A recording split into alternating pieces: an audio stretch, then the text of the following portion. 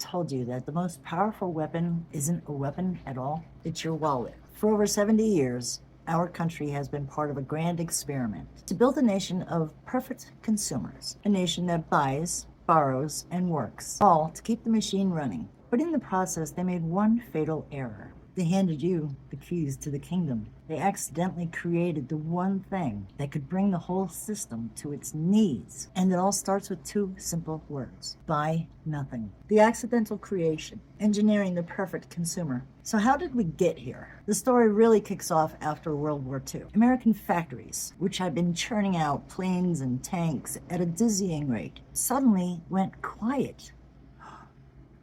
Oh no. A nation that was laser focused on wartime now had a different problem. What to do with this industrial power? The fear wasn't just an economic slump. It was the ghost of another Great Depression. So the solution was a radical reinvention of the American way of life.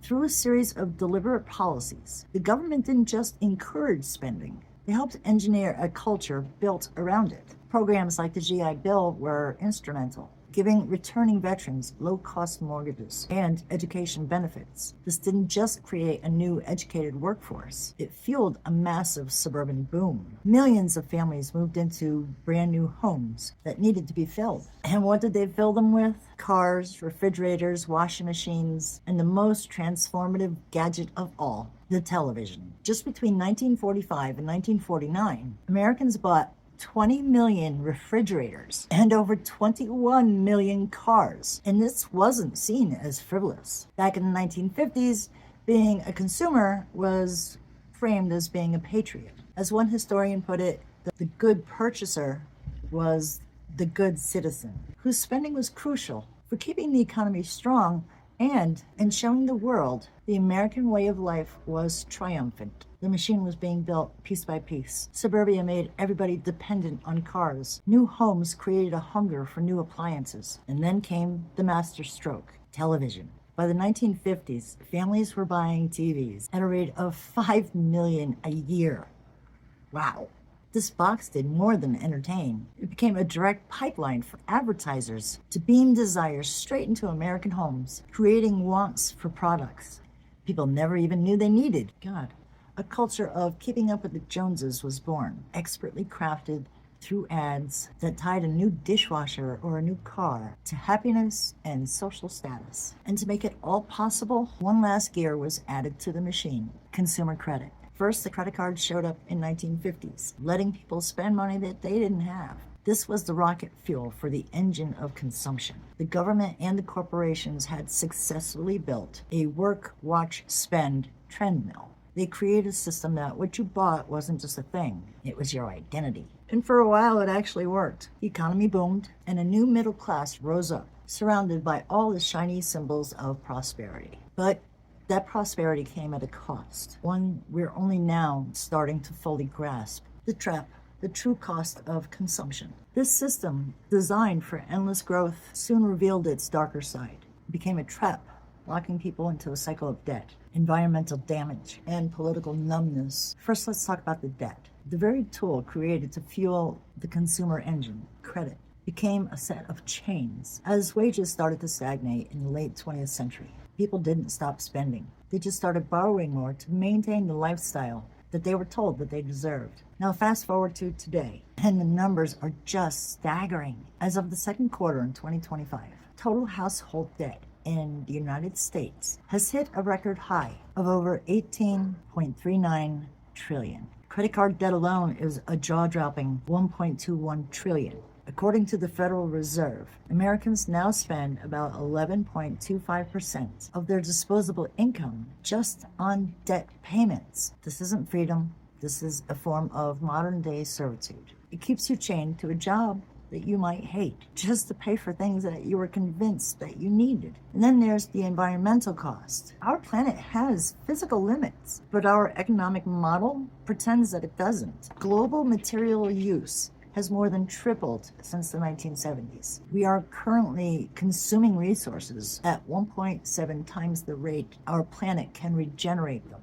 You've probably heard the metric that if everyone consumed the way that Americans consume, we would need 5 planets to sustain us. This isn't just an abstract number. It translates into real-world destruction. Forests clear-cut for lumber, oceans overfished to the point of collapse, and a crisis of plastic and electronic waste polluting every corner of our planet. We produce over 400 tons of plastic each year, and only a tiny fraction of it ever gets recycled. The rest clogs our landfills and our ecosystems, a permanent scar from our throwaway culture. Maybe the most insidious part of this trap is the illusion of choice. We are bombarded with an estimated 3,000 marketing messages every single day. We can choose between 100 brands of soda or 1,000 different styles of fast fashion t-shirts. But this isn't real freedom. It's a curated menu designed to keep us distracted and docile. By focusing our identities on what we buy, the system diverts our energy away from what we could change. It wants us to be consumers, not citizens. We get to express our individuality by choosing a smartphone brand, instead of questioning the system that uses exploited labor to make them. The machine needs you to be a passive consumer, not an active participant in your democracy. How many times have you felt a little empty and just reached for your phone to buy something? How many things are in your home that were bought not out of need, but to chase a feeling? Let me know in the comments what your experience with this cycle has been like, because seeing the trap is the first step in dismantling it. Okay, the weapon, the power to buy nothing. So how do you fight back against a system this huge, this deeply embedded in our culture? And what if the solution has been right in front of us the whole time? This brings us to our secret weapon, the conscious, deliberate act of not playing the game, the buy nothing strategy.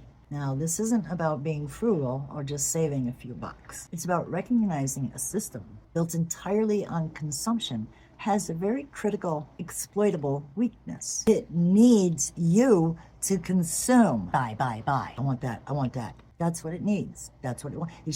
It just dangles all these shiny things in front of you. When you stop, the machine starts to sputter. It's a form of protest that's nonviolent, decentralized, and available to almost everyone. The power of the purse, but just in reverse. The idea first got global attention as Buy Nothing Day. It was started in Canada back in 1992 by an artist named Ted Dave and promoted by an anti-corporate magazine, Adbusters. They strategically placed it on the day after Thanksgiving, Black Friday, the high holy day of consumerism. The concept was simple. For 24 hours, just don't buy anything. It was a protest about the environmental and social fallout of over-consumerism. The idea caught on, and now it's observed in over 65 countries. It was so threatening that major TV networks actually refuse to air their ads, which tells you just how powerful the simple idea of not shopping is to the establishment. But a one-day protest, while potent, was just the beginning. The strategy evolved. In 2013, two friends, Rebecca Rockefeller and Lisa Clark, hope I said that right, started the Buy Nothing project in their small town in Washington.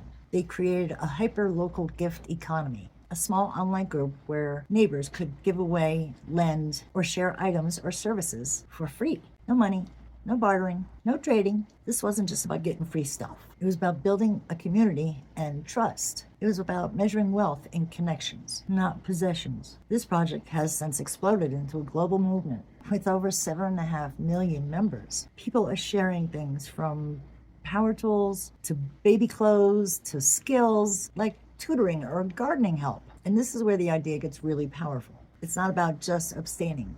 It's about building when you participate in a gift economy, you directly shrink demand that fuels harmful industries. You keep perfectly good items out of landfills. You weaken the corporations that use their massive profits to lobby governments and write the rules, all in their favor. And most importantly, you start to untangle your own well-being from the act of buying things, and you rediscover the power of community. Getting started is simple. It begins with asking questions before you purchase. Do I really need this, or could I borrow it? Find it secondhand, or just live without it? It's choosing to join a local buy nothing group and offering something that you don't need anymore. It's a conscious effort to use your economic power, or your refusal to use it, as a vote for the kind of world you want to live in. So for decades, we've been told a story that our value is tied to our possessions, that happiness can be added to a shopping cart. Not the whole point of our lives is to work. This story built the most economic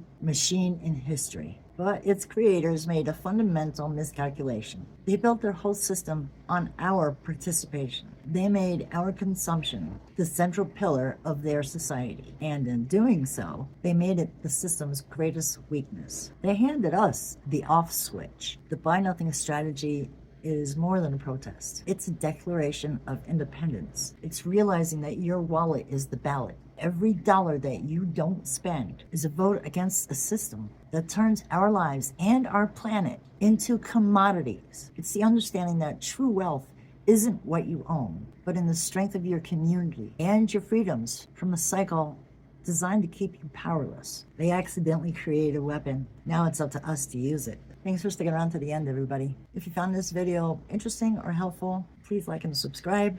And if you're feeling generous, there is a link above me to donate to my Patreon or buy me a coffee. Really appreciate everybody. I want to thank everybody who's already donated and helped me do this. You guys are the only thing that keeps me going. And I appreciate all your support, whether it be verbal or monetary or just watching the video or sharing the video. So helpful. So thank you all. I appreciate you, and there's more to come.